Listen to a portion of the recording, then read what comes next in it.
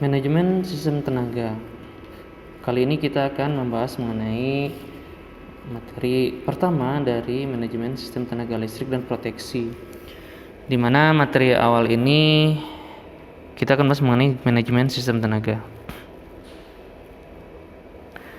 Nah, tapi sebelumnya ada beberapa penilaian yang akan dilakukan untuk perkuliahan ini nih. Di antaranya adalah kehadiran. Jadi saudara, kehadiran itu juga diperhatikan ya.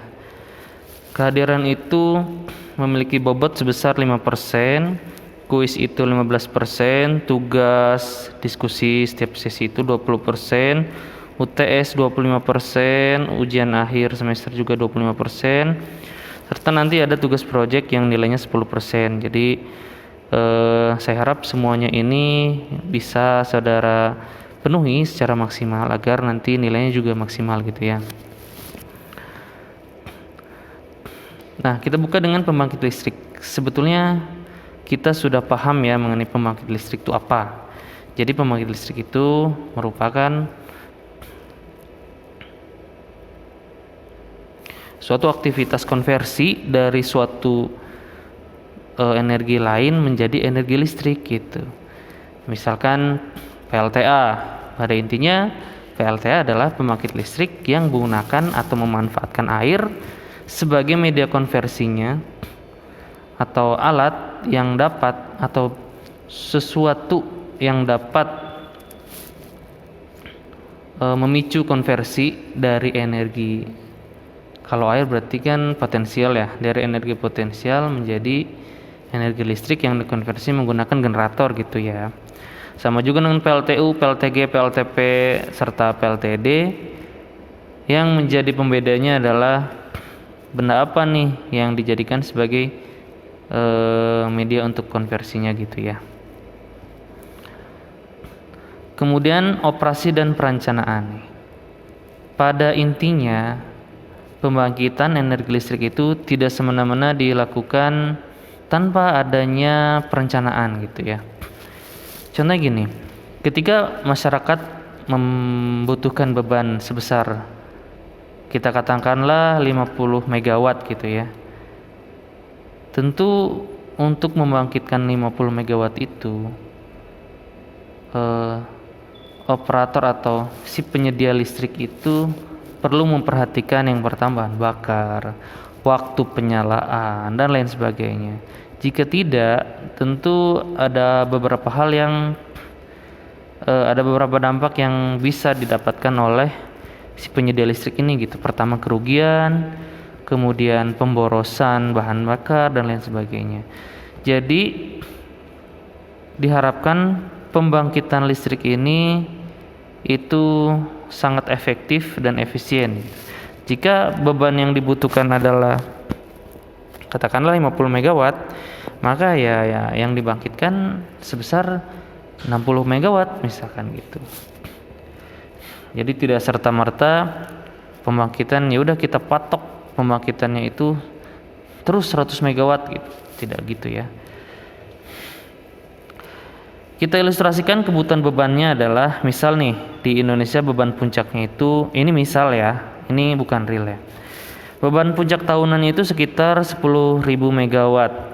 Kemudian ada faktor bebannya 60%. Kemudian tingkat panas tahun rata-ratanya sebesar 10.500 BTU per kWh dan lain-lain sebagainya. Anda bisa lihat pada PowerPoint saya ya. Nah, dengan asumsi data tersebut nih, nanti kita asumsikan nih berapa total biaya bahan bakar tahunan untuk sistem ini gitu. Nah, ini menyangkut dengan pembiayaan pembelian bahan bakar. Jadi untuk pembangkitan listrik itu sebenarnya rumit ya. Pertama kita harus memperhatikan berapa sih energi yang dibutuhkan, yang kemudian juga ujungnya nanti ke seberapa besar nih biaya yang diperlukan dan bagaimana caranya biaya tersebut bisa di cover oleh penyedia listrik dan juga penyedia listrik bisa mendapatkan manfaat gitu dari situ.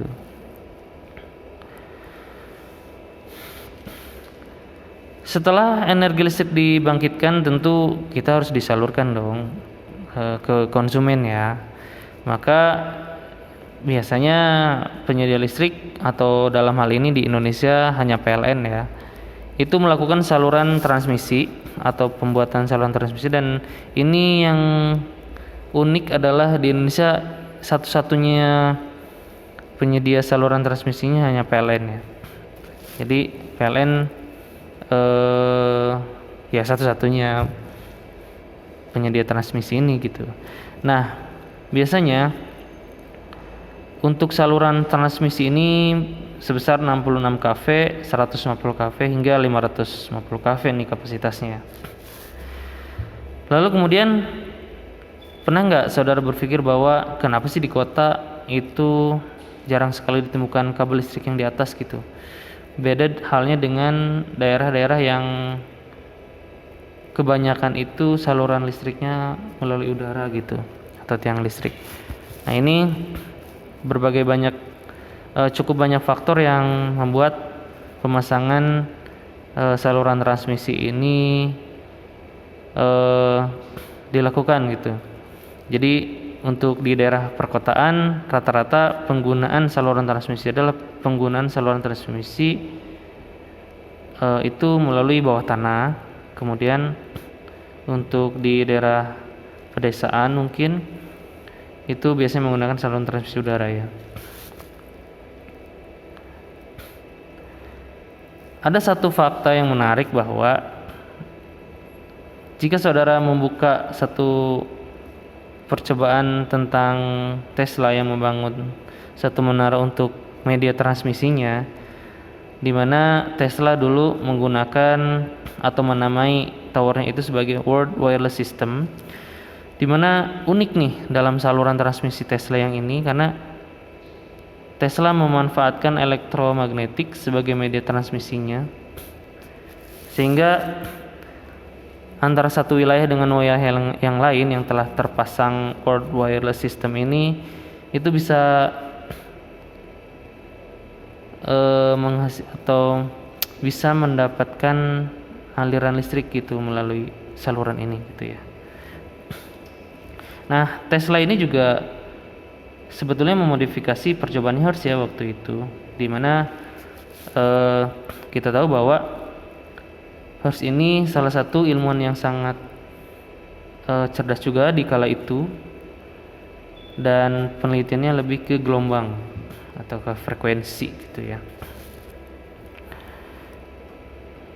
Akan tapi penemuan Tesla ini sepertinya tidak bisa dilanjutkan untuk saat ini ya. Pertama mungkin faktornya adalah skrip dari Tesla ini sulit untuk diikuti zaman modern seperti sekarang ini, atau yang kedua adalah ada satu hal ilmu yang tidak bisa kita ikuti, yang mana hanya Tesla gitu yang bisa merancang ini. Kemudian asumsi yang selanjutnya adalah sebetulnya World Wireless System ini tidak secanggih apa yang dipikirkan kita gitu, sehingga perlu modifikasi tertentu untuk bisa mengaktifkan tujuan dari dibangunnya World Wireless System ini gitu ya. Nanti ini tugas saudara untuk membangun atau melakukan penelitian tentang ini ke depannya ya. Nah, skema distribusi energi listrik itu kurang lebih seperti pada slide saya yang ini, dimana ketika dari pembangkitan nanti akan di step up melalui trafo step up, dibangkitkan menjadi tegangan yang lebih tinggi agar dayanya sama, agar arusnya lebih kecil namun tegangannya lebih besar. Kemudian disalurkan melalui saluran transmisi, diturunkan melalui trafo step down, biasanya di gardu induk ya. Lalu kemudian dari gardu induk itu disalurkan kepada masyarakat, dan di saluran transmisi itu biasanya ada trafo ya, untuk nanti diturunkan tegangannya menjadi 220 hingga akhirnya masyarakat bisa menggunakan listrik tersebut gitu. Berhubungan dengan pembangkitan energi listrik, kita tidak memungkiri bahwa sumber daya energi ini kian hari kian menipis atau langka gitu.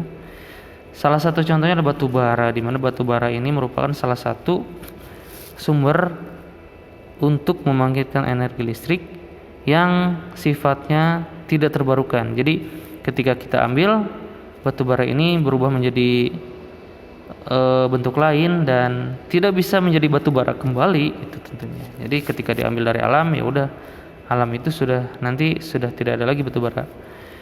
Itu ya. Nah, uniknya di Jerman itu ada yang namanya Stromnetz, di mana kita bisa memilih tuh listrik apa atau listrik yang dari sumber apa yang akan kita konsumsi. Misalkan dari kita memutuskan untuk mengkonsumsi energi listrik dari PLTS atau PLTA atau PLT dan lain sebagainya. Dan Stromnetz ini di Hamburg ini sangat unik karena setiap pergantian pilihan listrik yang akan kita konsumsi itu memiliki harga yang berbeda gitu. Jadi kita bisa memilih energi yang bersih atau harga dari energi itu sendiri gitu. Oleh karena itu kita perlu mempelajari, atau penyedia listrik atau kita khususnya sebagai kaum akademisi itu perlu mempelajari mengenai prediksi beban. Nah, dalam penyedia listrik sendiri peramalan beban ini atau prediksi beban ini sudah digunakan. Jadi ini untuk mengetahui bahwa pukul berapa listrik itu harus dibangkitkan. Maksudnya beban yang digunakan masyarakat itu sebesar apa, maka pengguna listrik itu harus menyediakan energi listrik sebesar itu gitu. Lalu kapan energi listrik ini dibutuhkan masyarakat atau tidak dibutuhkan masyarakat? Nah, penyedia listrik juga harus paham mengenai itu, karena juga untuk menghemat pengeluaran biaya bahan bakar pada jam itu gitu ya. Saya ambil salah satu contoh, ini penggunaan beban satu hari. Ini pada saat hari raya Idul Adha ya. Kita lihat bahwa ketika pukul 00 hingga pukul 7 itu penggunaan energinya cukup rendah, yaitu hanya 3.550 watt megawatt ini ya. Lalu beban puncak itu berada pada pukul 18. Nah, dari aktivitas ini maka pembangkitan energi listrik juga harus disesuaikan, karena ketika PLN atau penyedia listrik itu membangkitkan energi yang besar, katakanlah 5.000 megawatt, padahal masyarakat hanya menggunakan energi sebesar 3.000 megawatt, maka ada 2.000 megawatt energi yang hilang atau sia-sia dan tidak digunakan. Dan tentunya karena sistem kita belum merupakan sistem yang bisa disimpan listriknya, jadi ya sudah, energi itu hilang begitu saja gitu. Tentu hal ini salah satu termasuk dalam kategori pemborosan apapun ya, pemborosan energi, biaya dan lain segala macamnya. Nah, ini penggunaan pada saat holiday ini kelihatan banget seperti tapal kuda ya. Oke. Nah, ketidakseimbangan energi listrik atau maksudnya gini, ketidakseimbangan antara permintaan beban dengan penyediaan energi listrik itu dapat menyebabkan beberapa masalah nantinya. Misalkan beban yang diinginkan adalah 5.000 megawatt, sedangkan penyedia listrik hanya membangun atau membangkitkan listrik sebesar 2.000 megawatt, maka ada 3.000 megawatt yang tidak terpenuhi bebannya, sehingga kemungkinan ini akan padam. Begitupun sebaliknya, jika penyedia listrik membangunkan energi listrik sebesar 5.000 megawatt, sedangkan kebutuhan masyarakat hanya 1.000 megawatt, maka ada 4.000 megawatt energi yang terbangun, atau 4.000 megawatt itu sia-sia aja gitu. Sehingga pada sistem operasi sistem tenaga listrik ini harus ada yang diperhatikan seperti perkiraan beban, syarat-syarat pemeliharaan, kendala, kemudian alokasi beban produksi. Nah, untuk kajiannya sendiri itu mengenai aliran beban, daya hubung, penyediaan suku cadang, stabilitas sistem tenaga listrik, dan lain sebagainya. Oke, cukup sekian pembahasan kita untuk kali ini ya. Mudah-mudahan ini menjadi satu informasi yang baru untuk saudara semua. Terima kasih. Assalamualaikum warahmatullahi wabarakatuh.